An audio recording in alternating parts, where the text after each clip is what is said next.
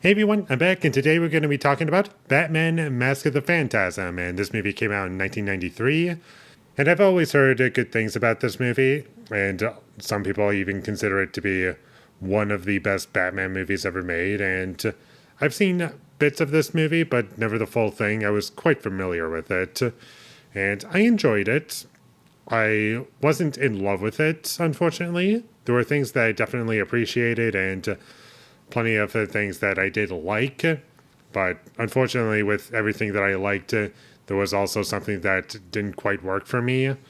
But I do feel as though there are more positives in this movie than negatives. I like the performances in this movie a lot, especially Kevin Conroy and Mark Hamill. I think they're excellent in this movie and bring a lot to their characters. And the animation I thought looked pretty good, especially for the time. And I do like the 1940s aesthetic that it's going for. And the action was fun. I enjoyed the action scenes when we got those. And there were plenty of parts of it where it was like, oh, I like how things are being presented here and there. And there was some CG animation, but I do feel as though it was used appropriately, like in dark scenes. Like pretty much the entire movie is dark, which is probably a good thing because it's Batman. You should probably always keep him in the shadows. The film stayed consistently entertaining for me for the most part, and I loved the scenes with the Joker. I thought that was when the movie got a lot better for me because before that it was like, yeah, this is decent. There are parts that I do really like, but overall the full package wasn't something that was hooking me all too well. And I do feel as though the second half of this movie is better than the first half because, and I know a lot of people are going to disagree with me on this one, but there are lots of flashbacks in this movie.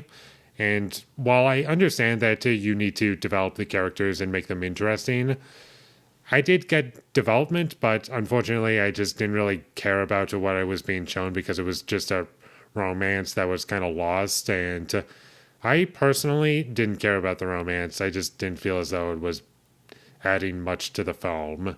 Like if it was taken out of the movie would be no different, and it was just kind of annoying.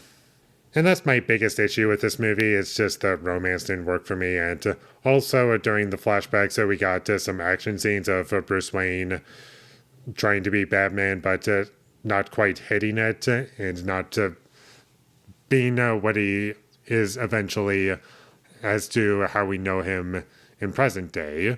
But I just feel as though those action scenes and the flashbacks could have been cut out because instead of adding to the experience, it just felt like it was filling up time, and I just didn't feel as though I was getting much of anything from it. It was just there to keep the kids entertained, and that's it. There were annoying conveniences in this movie as well, and I hate how characters just teleport for no reason. Like I don't even know what to call the character, just the new character who doesn't really have a established name, I think, as far as I know. This is the only movie that I've seen this character in, but the way they treat the character, I love the voice and the design as well, like the hook for a hand. But as far as like establishing the powers of this character, if they even have any, I was left wondering, are you just immune to bullets? Because you were clearly shot at multiple times, and even if you're wearing a bulletproof vest, that's not going to protect you from that completely, really. You would still feel an impact. Like, you can't just pretend like, oh, like bullets don't do anything to me, or like I'm immune to that and I can just teleport whenever. And it's just logic that we're going to go with, and we're just doing it for the sake of being mysterious. That was weird.